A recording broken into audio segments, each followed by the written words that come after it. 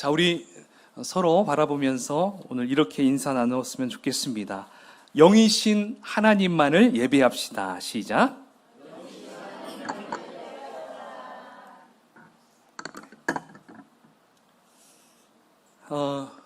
우리가 지난주에 나는 무엇을 예배하고 있는가라는 제목으로 우리가 함께 은혜를 나누었었는데요. 여러분, 우리는 누구를 예배해야 될까요? 또 누구처럼 우리가 예배를 드려야 할까? 한번 어떻게 한 주 동안 여러분 고민하면서 이렇게 살아오셨는지 모르겠습니다.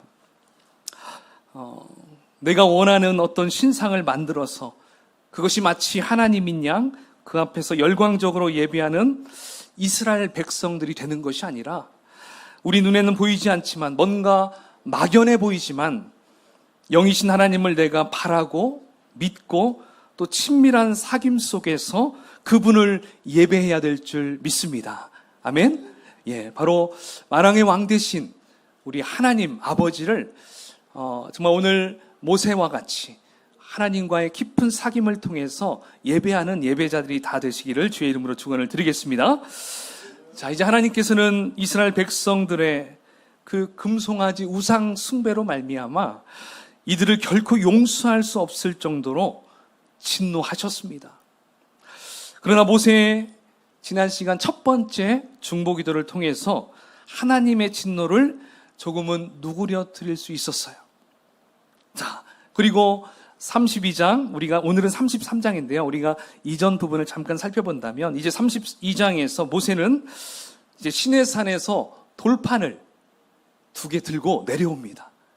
그러니까 돌판을 들고 내려오기 전에 하나님이 그 밑에 일어나는 일을 얘기했을 때 이 모세가 중보기도 했다고 했죠. 이제 하나님께서 이제 어느 정도 조금은 진노하심이 누그러뜨려져서 이제 모세가 직접 돌판을 들고 내려갑니다. 근데 이제 실제 자기가 눈으로 보니까 이건 과관이었어요.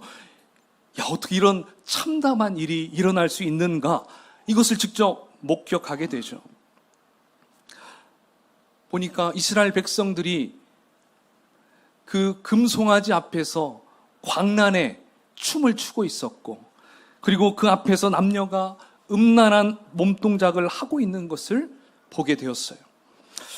모세는 도저히 참을 수가 없어서 그 돌판을 산 아래로 던져 버립니다. 그래서 깨트려 버리죠. 그리고 금송아지를 불에 살라서 부수고 가루로 만들어서 물에 뿌려 이스라엘 자손들에게 다 먹게 해버립니다. 그리고 우상숭배의 주동자였던 3,000명의 사람을 다 죽이게 됐어요. 이게 바로 하나님의 공의였습니다. 모세는 지금 이스라엘 백성들이 하나님 앞에 하나님이 가장 싫어하는 죄, 10계명에서 첫 번째 계명, 두 번째 계명, 나 외에 다른 신을 섬기지 마라, 우상 숭배하지 마라. 자, 이 2가지의 죄를 범하였기 때문에 이제 다시 모세는 시내산 위로 올라가서 하나님 앞에 2번째 중보기도를 합니다. 그게 바로 32장 아래쪽에 나옵니다. 자, 이번에는 이스라엘 백성들의 그 우상 숭배한 죄를 사하여 달라고 기도하는데 그들의 죄가 너무도 크기 때문에 어떻게 이야기하죠? 자신의 생명을 담보로 해서 하나님께 간구합니다. 그 부분이 32장 32절에 나오는데요. 우리 같이 한번 읽어보겠습니다. 시작.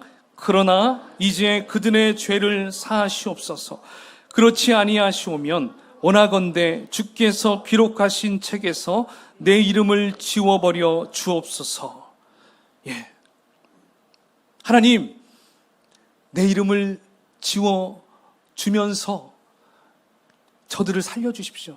저는 그냥 지옥으로 가겠습니다. 저들을 살려주시기만 한다면 나는 그냥 지옥 불로못에 가겠습니다. 이런 심정으로 기도하고 있는 거예요. 사실 여러분, 모세의 이 기도 이루어질 수 있는 겁니까? 못 이루어지는 걸까요? 이루어질 수 없어요.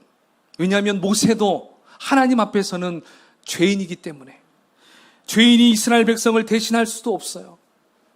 그리고 자신의 이름이 빠진다고 해서 그들을 구원시킬 수도 없습니다. 여러분, 오직 누구만 가능할까요? 바로 죄 없으신 예수 그리스도, 우리 예수님밖에 일을 하실 수 없어요. 그러니까 모세는 예수님의 예표다라고 우리가 얘기하죠. 자, 그런데 우리 하나님께서는 오늘 모세의 이 중보기도를, 두 번째 중보기도를 들으시고 이제 마음을 바꾸어 주십니다. 그러면서 32장 34절에 말씀을 해주시는데요, 우리 같이 한번 읽어보겠습니다. 시작. 이제 가서 내가 네게 말한 곳으로 백성을 인도하라. 내 사자가 네 앞서 가리라. 그러나 내가 보응할 날에는 그들의 죄를 보응하리라. 아멘. 하나님은 모세에게 이스라엘 백성들을 원래 약속대로 인도하라고 하십니다. 그리고 하나님의 사자가 너희들 앞서서 갈 것이다 라고도 말씀해 주셔요. 그러나 백성들의 죄값은 반드시 물을 것이다. 그리고 하나님은 그 부분에 대해서 또 모세에게 이야기를 해주십니다. 자, 그런데 하나님은 거기에서 끝나지 않았어요. 오늘 본문 33장 3절을 보면 거기에서 우리 하나님께서는 정말 그 말을 들었을 때 힘이 다 빠질 정도의 그러한 말씀을 해주십니다. 우리 같이 한번 읽어볼까요? 시작. 너희를 젖과 꿀이 흐르는 땅에 이르게 하려니와 나는 너희와 함께 올라가지 아니하리니 너희는 목이 곧은 백성인즉 내가 길에서 너희를 진멸할까 염려함이라 하시니. 아멘. 하나님께서는 이제 모세의 두 번째 중보기도를 들으시고, 그래, 내가 이들을 진멸하지 않겠다. 이제 너희들 약속한 땅으로 보내주겠다. 그래, 모세 너도 갈 수 있도록 해주겠다. 그리고 나의 사자, 하나님의 사자도 보내주겠다. 다 보내준다고 했습니다. 근데 하나님은 함께 하겠다는 거예요? 안 하겠다는 거예요? 함께 하지 않겠다는 것입니다. 나는 너희들과 같이 가지 않겠다. 이렇게 말씀하고 있어요. 어떻습니까? 여러분, 하나님께서는 모든 것을 다 들어주실 것 같았는데 마지막 하나님 본인은 가지 않겠다고 말씀하는 것입니다. 여러분, 왜 이러한 결정을 하신 것일까요?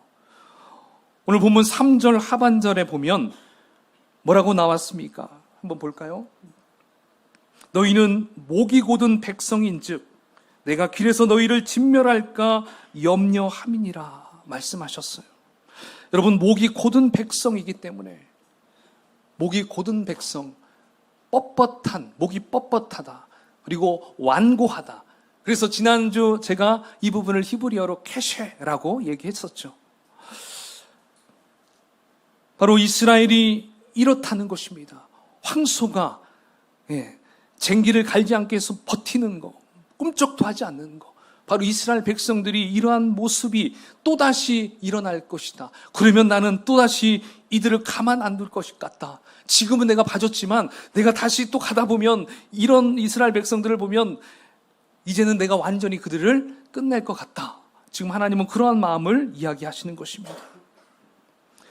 그래서 나는 따라가지 않겠다. 너희들끼리 가거라. 하나님 말씀하시는 거예요.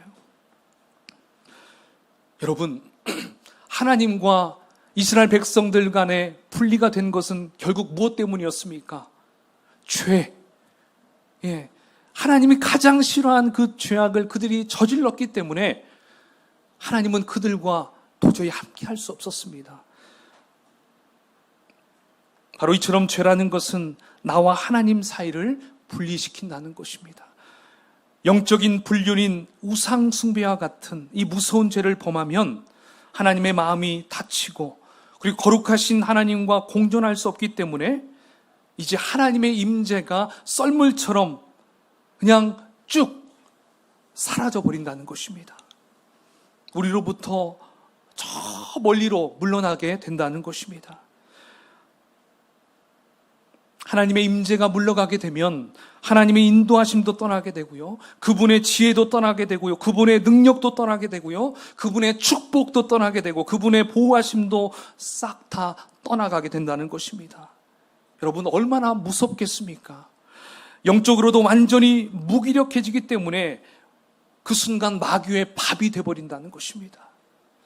하나님이 함께 가지 않겠다라는 이 참담한 말씀을 들은 이스라엘 백성들은 이제 슬픔에 잠기게 되었습니다. 그리고 그들은 한 사람도 자기의 몸을 단장하지 않았다라고 4절에 기록되었어요. 한마디로 온몸에 힘이 쫙 빠져버리는 겁니다.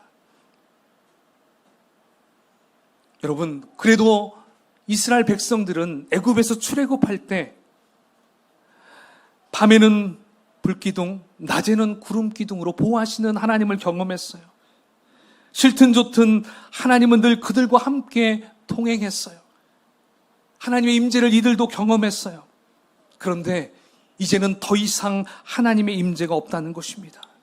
이스라엘 백성들은 하늘이 무너지는 것과 같은 그러한 마음이 다 들었을 것입니다. 하나님의 백성인데 여러분, 하나님이 동행하지 않는다면 출애굽의 의미가 있을까요? 하나님이 함께 한다고 했는데 함께 하지 않으면 왜 출애굽을 해도 그냥 애굽에 있는 것과 노예 생활을 하는 것과 별반 다를 게 없었을 것입니다. 사랑하는 여러분, 하나님의 백성에게 하나님의 임재가 떠나면 그것은 마치 자동차에 엔진이 없는 그냥 모양만 자동차인 것과 같을 거예요. 엔진이 없는 자동차는 자동차라고 할 수 있습니까? 할 수 없죠. 나갈 수가 없는데. 여러분, 우리가 돈을 많이 벌었는데, 사업을 하면서 돈을 엄청 벌었는데 그 안에 하나님의 임재가 없다면 그게 무슨 소용이 있겠습니까? 우리가 출세를 해서 높은 자리에 올라갔는데 그곳에 하나님의 임재가 없다면 여러분, 그것은 무섭고 슬픈 일이 된다는 것입니다. 교회도 그렇습니다. 건물을 지었는데 그 안에 하나님의 임재가 없다면 어떻게 될까요? 여러분, 유럽의 그 독일이나 영국, 거기에 가면 웅장한 교회들이 참 많아요. 과거 중세시대로부터 그때부터 지어졌던 그런 건물들 정말 휘황찬란하죠. 근데 그곳의 안에는요, 성도가 없어요. 텅텅 비었습니다. 할머니들, 그리고 자기들이 사랑하는 강아지들 데리고 와서 몇몇이 앉아서 그렇게 예배를 드린대요. 거기에 무슨 하나님의 임재가 있을 수 있겠습니까? 부흥의 불길이 다 꺼져버렸다는 것입니다. 하나님의 임재가 떠나면 이렇게 비참하게 된다는 것이에요. 이스라엘 백성들도 그것을 직감한 것입니다. 하나님의 마음이 그토록 상하셨는데 이제 그들은 하나님의 마음을 어떻게 풀어드려야 할까? 여러분, 하나님의 마음을 무엇으로 풀어드릴 수 있을까요? 이렇게 죄악된 삶을 살다가 정신 차리고 보니까 이러면 안 되겠어요. 그러면 여러분, 어떻게 풀어드려야 될까요? 그 키는 뭘까요? 한번 따라해 볼까요? 회개다. 아멘. 회개예요. 회개밖에 없어요. 이스라엘 백성들은 하나님이 함께 가지 않을 것이라는 말을 듣고서 이들은 슬픔에 잠겼어요. 그래요. 회개는 하나님의 말씀 앞에서 자신의 드러낸 죄를 슬퍼할 줄 알아야 돼요. 여러분, 우리가 죄를 지을 수 있지만 그 죄 가운데 계속 머물러 있으면 회개를 할 수 없다는 것입니다. 회개는 죄 가운데 머물러 있지 않겠다라는 결단이에요. 내가 그 죄에서 돌아서겠다. 그런 나의 결단, 내 마음이라는 것입니다. 그 죄의 구덩이로부터 뛰쳐나오겠다라는 결단, 오직 예수님의 보혈로 나를 살려달라는 간구하심, 바로 이것이 회개인 것입니다. 그리고 회개는 자신의 죄를 슬퍼하는 것과 동시에 한 가지를 또 실행에 옮겨야 하는 것이 있습니다. 오늘 본문의 5절 하반절을 한번 같이 보십시다. 자, 한번 읽어볼까요? 시작. 너희는 장신구를 떼어내라. 그렇습니다. 우리의 장신구를 다 떼어내야 돼요. 이스라엘 백성들이 슬픔에 잠겨서 자신의 죄에 대해서 슬퍼하고 이제 그들은 자신의 장신구를 다 떼어내라 하신 그 말씀에 여러분 어떻게 했는지 한번 봅시다. 여러분, 사실 장신구는 뭘까요? 이들이 노예 생활부터 하고 다녔던 귀걸이, 팔찌, 손목걸이, 발목걸이, 발찌 이런 것들 굉장히 많이 있었겠죠. 바로 이것은 우상의 땅 애굽에서 가지고 왔던 장신구입니다. 바로 우상 숭배를 자극하는 장신구였어요. 이것을 다 떼어내라. 과거의 너의 옛사람을 다 떼어내라. 너를 즐겁게 하고 너를 막 행복하게 만들어 주었던 것 같은 것들을 다 벗어버려라. 지금 하나님은 이것을 요구하고 있어요. 여러분, 요즘으로 말한다면 무엇을 의미할까요? 세상이 주는 즐거움, 여러분들에게 즐거움을 주는 것들 뭐가 있을까요? 가장 쉽게 얘기한다면 스마트폰 꺼라, TV 꺼라, 술병 내려놔라, 담배 내려놔라, 취미생활 좀 접어라, 너의 계급과 명예 좀 떼거라, 네 손에 오른손에 붙잡고 있는 너의 명품백 옆으로 좀 제껴놔거라. 사람들하고 잡담하지 말거라. 지금 이러한 부분들을 하나님은 계속 우리에게 요구한다는 것입니다. 그러면서 가난하고 겸손한 마음으로 하나님 앞에 나오기를 지금 바란다는 것입니다. 하나님께서는 하나님 앞에 겸손하게 낮아지는 그 회개의 모습과 그리고 자신들의 장신구를 떼어내는 것을 보면서 이제 하나님은 생각을 바꾸십니다. 내가 너희에게 이렇게 어떻게 할 것인지 정하겠노라. 이렇게 말씀하시잖아요. 내가 너희에게 어떻게 할 것인지 정하겠다. 자, 하나님의 말씀을 들은 이스라엘 백성들은 어떠한 반응을 보입니까? 자, 6절을 한번 읽어볼까요? 시작. 이스라엘 자손이 호렙산에서부터 그들의 장신구를 떼어내니라. 아멘. 야, 이스라엘 백성들 정신 차렸어요. 하나님이 안 따라간다니까. 이들이 곧바로 순종합니다. 즉각적으로 그들의 장신구를 다 떼어냈어요. 이렇게 이스라엘 백성들은 눈물의 회개와 또 몸 안에 붙어있는 장신구를 다 제거했는데, 자, 이제 그 다음 해야 될 것을 이제 또 모세가 지시해주고 있어요. 자, 거기서 또 끝나는 게 아니었어요. 자, 우리 7절 같이 한번 읽어볼까요? 시작.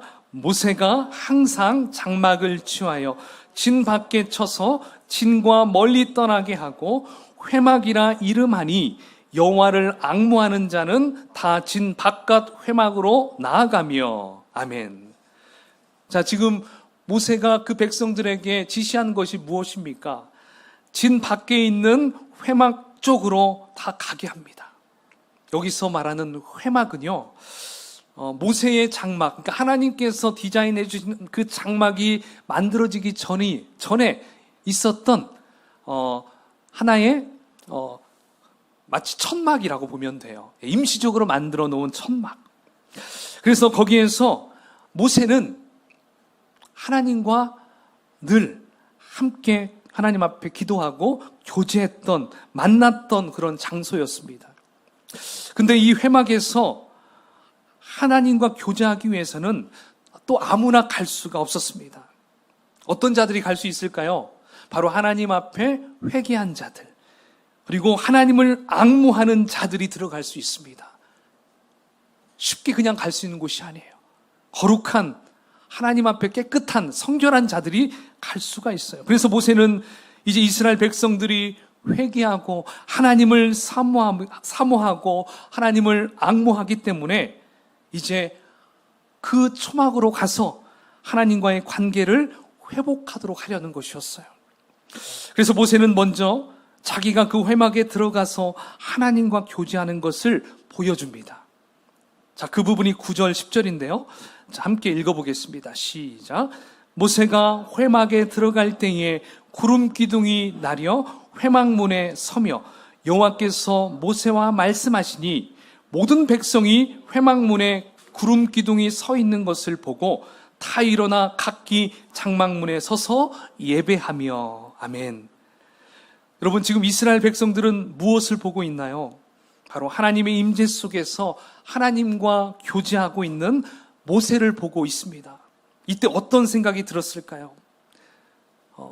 모세를 보면서 이제 좀 존경스러운 마음, 그리고 또는 좀 두려운 마음, 그 경외하는 마음이 막 들었을 것 같아요. 야, 모세의 중보기도가 아니었다면 우리는 하나님의 진노로 멸망했을 거야. 모세의 중보기도 덕분에 우리가 살 수 있었어. 이렇게 서로 막 그런 대화를 했을 것 같아요. 그렇죠?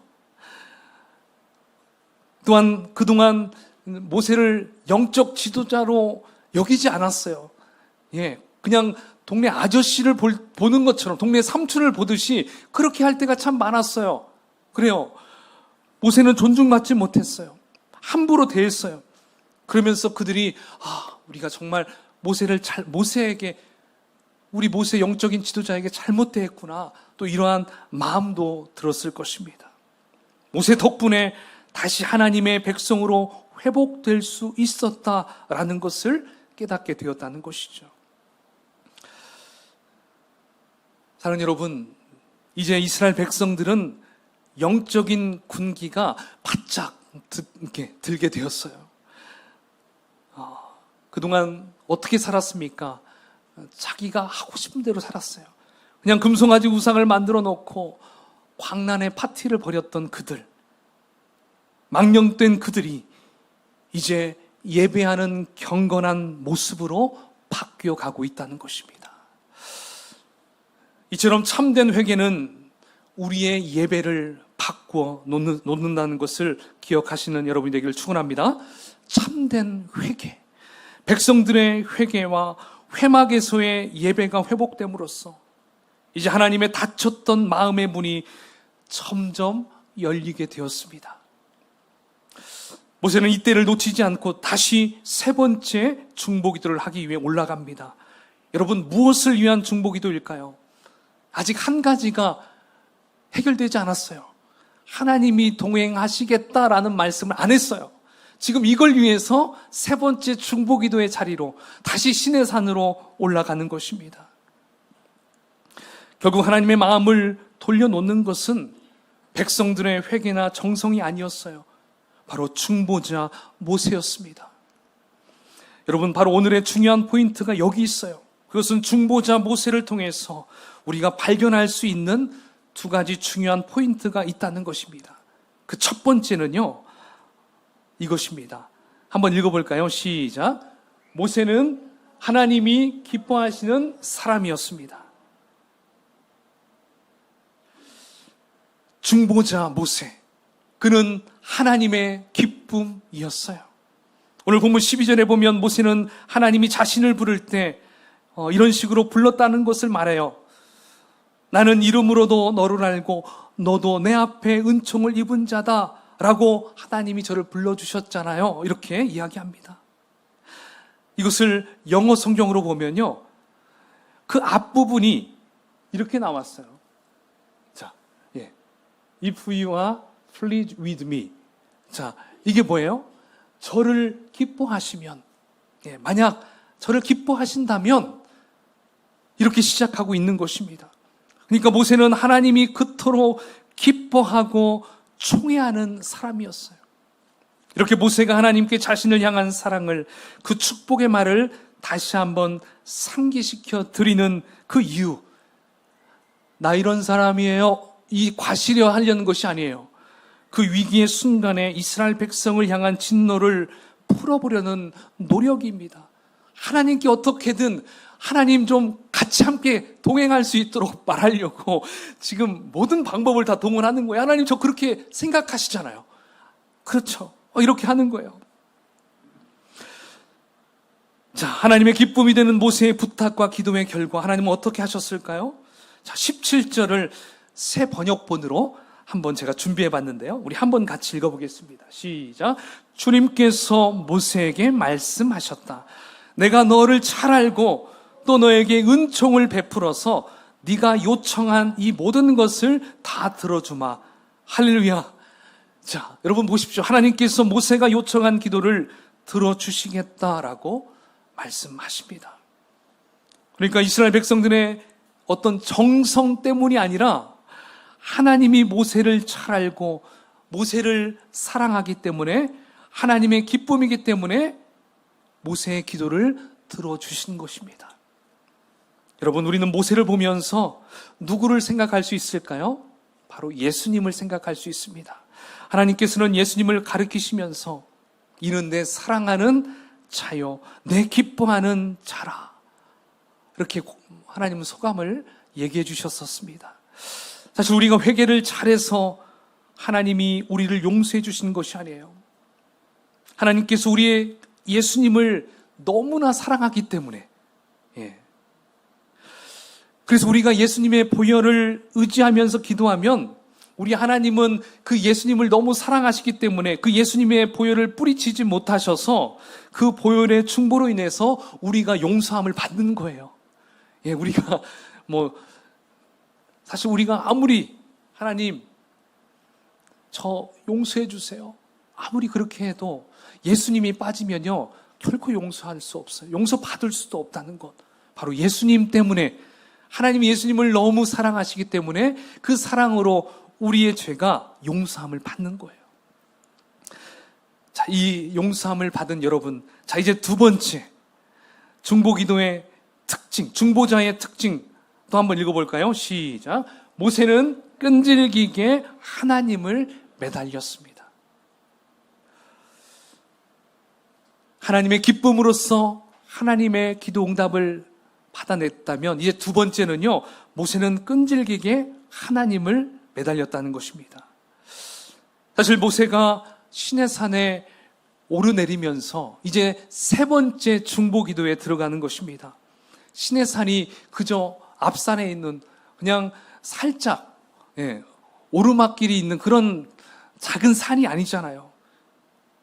굉장히 높은 산이에요. 2000m가 넘어요. 근데 거기에는 나무나 그늘이나 이런 것도 없어요. 햇빛이 그대로 내려 쬐는 곳입니다. 모세는 나이가 30, 40대도 아니에요.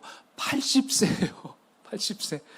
80세 그 어르신이 그 산을 오른다고 생각해 보십시오. 얼마나 힘이 겨웠겠습니까? 그런데 모세는 그 산을 오르락 내리락 하면서 필사적으로 백성을 위해 매달립니다. 13절에 보면 이렇게 나오죠. 이 족속을 주의 백성으로 여겨주소서. 이 백성을 주님의 하나님의 백성으로 여겨주십시오. 간구합니다. 매달립니다. 하나님은 이전에 말씀했었잖아요. 이 백성은 내 백성이 아니라 네 백성이다. 모세야, 네 백성이니까 네가 알아서 데리고 가. 그렇게 말씀을 모세는 들었잖아요. 하지만 모세는 아닙니다. 이 백성은 하나님의 백성입니다. 하나님의 백성으로 여겨주십시오. 끝까지 책임져 주십시오. 지금 매달리고 있는 거예요.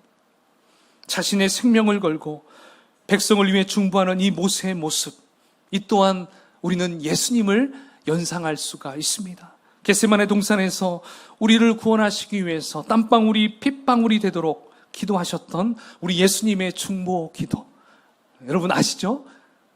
바로 예수님이 우리는 연상할 수 있습니다. 이처럼 중보 기도가 운명을 바꾼다는 것입니다. 모든 것을 바꾸는 힘이 된다는 것입니다. 그러므로 어떠한 난관에 처해 있어도 가장 확실한 방법은 바로 끈질긴 기도밖에 없다는 것입니다. 여러분이 정말 사랑하는 가족들이 있잖아요.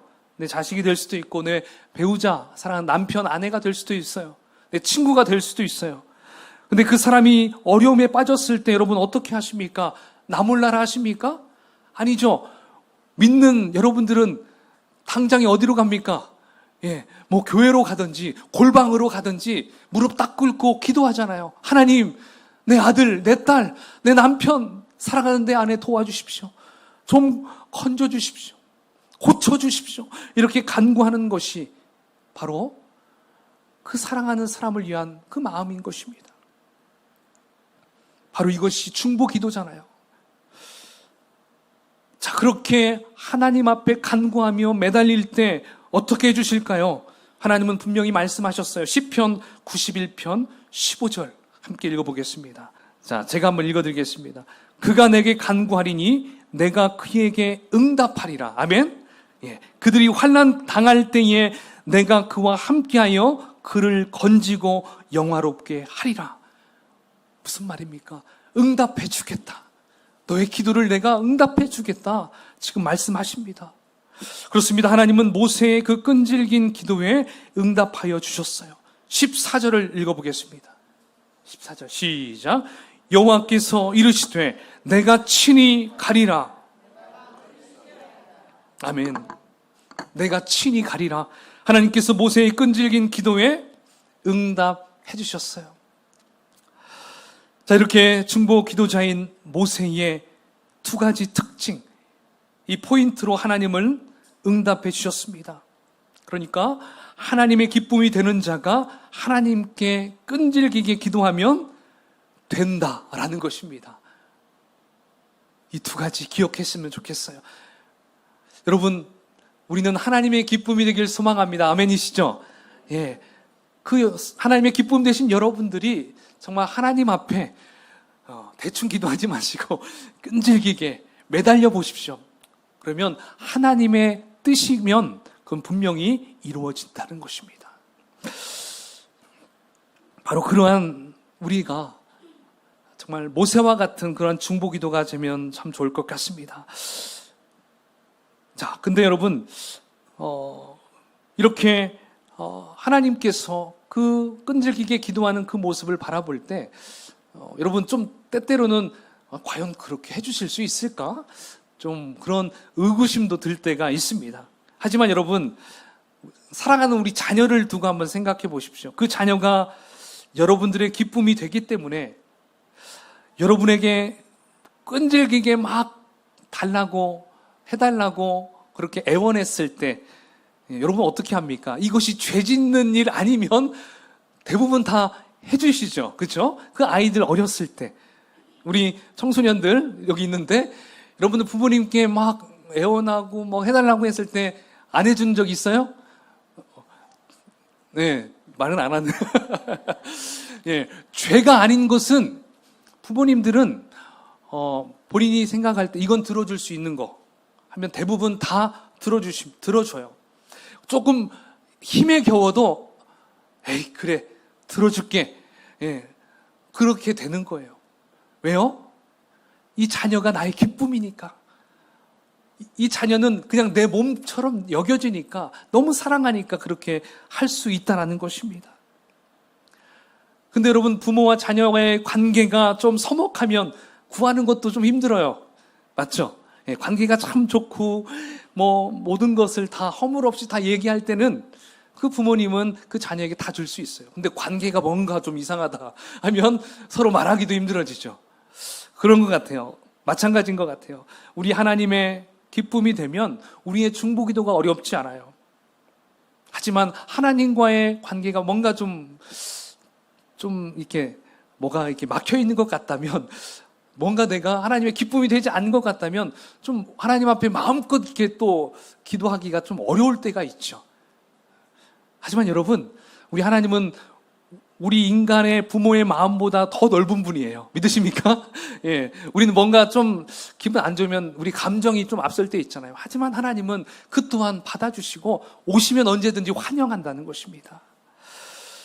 자, 여러분 모세가 이렇게 중보기도 함으로 자신의 기도 자신의 기도 제목을 응답받았어요. 3번에 걸쳐서 기도함으로. 자, 그렇다면 여러분 얼마나 피곤할까요? 그렇죠? 이제 좀 쉬고 싶다. 그럴 것 같은데 모세는 안 쉬었어요.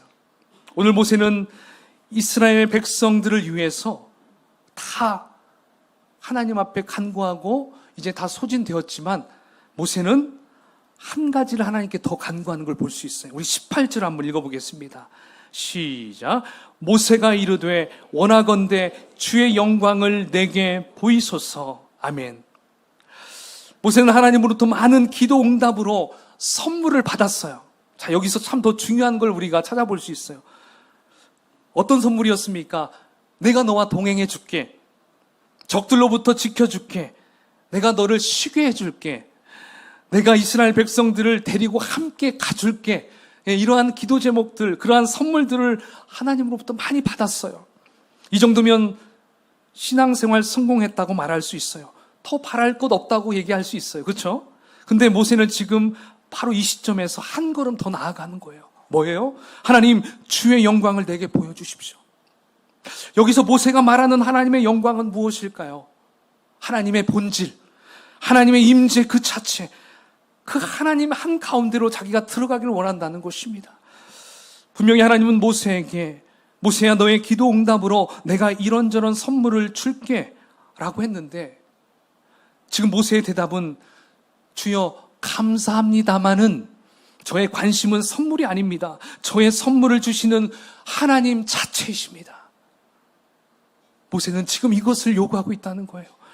하나님 선물, 예, 감사합니다. 하지만 저는 이것보다 하나님, 당신을 더 좋습니다. 당신과 함께 더 하기를 원하십니다. 하나님의 임재 가운데 들어가기를 원합니다. 지금 이것을 얘기하고 있습니다. 사실 그동안 모세는 수많은 기적을 통해서 하나님의 영광을 부분적으로 체험했었어요. 그것을 통해서 모세는 마치 영화의 예고편을 본 것 같았을 거예요. 근데 아직 진짜 메인 영화는 못 봤어요. 그냥 예고편만 몇 분씩만 봤어요. 모세는 진짜 메인 영화를 보고 싶은 거예요. 바로 이것처럼 구름 너머에 있는 하나님께서 예비하시고 하나님의 임재가 가득한 그 지성소, 그 쉐키나, 그 깊은 곳으로 모세는 들어가기를 원했다는 것입니다. 그냥 맛보기식 은혜가 아니라 그 임재 가운데 푹 빠져버리고 싶었던 모세였어요. 사랑하는 여러분, 바로 이러한 목마름이 있는 자들이 진정한 참된 예배자인 줄 믿습니다. 또한 이러한 자들이 하나님의 기쁨이 되는 줄 믿습니다. 여러분, 이러한 영광의 자리에 들어가기를 원하십니까? 그저 하나님 주시는 선물에만 여러분 목매달리지 않았으면 좋겠어요. 그러므로 우리는 달라져야 됩니다. 우리는 일용할 양식에만 매여 있지 마시고요. 먼저 그의 나라와 그의 의를 구하는 하나님의 기쁨이 되는 자녀가 되기를 축복합니다. 바로 하나님의 임재가 가득한 곳, 바로 이 예배의 처소 안에 하나님의 임재, 하나님의 영광, 그 깊은 곳으로 들어가는 여러분이 됐으면 좋겠습니다. 아멘이시죠? 자, 이 시간 우리 함께 세 번째 걸쳐서 중보기도를 함으로 하나님께 응답받은 이 모세. 하지만 그 모세는 거기에서 머물러 있지 않고 하나님의 영광 깊은 자리까지 가기를 원했어요. 하나님을 원했습니다. 우리도 정말 하나님이 내려주신 어떤 선물, 어떠한 그런 기도 응답에만 매여 사는 것이 아니라 그냥 하나님 그분 한 분으로 만족하며 살아갈 수 있는 내가 되게 해달라고. 그래서 정말 하나님이 약속하신 그 영원한 약속의 땅에 들어가는 우리가 될 수 있게 해달라고. 그래서 하나님의 진정한 기쁨, 그리고 하나님께 간절히 기도할 수 있는 주님의 중보 기도자의 삶을 살아가는 저희들이 되게 해달라고 시간 함께 같이 기도할 시간 갖겠습니다.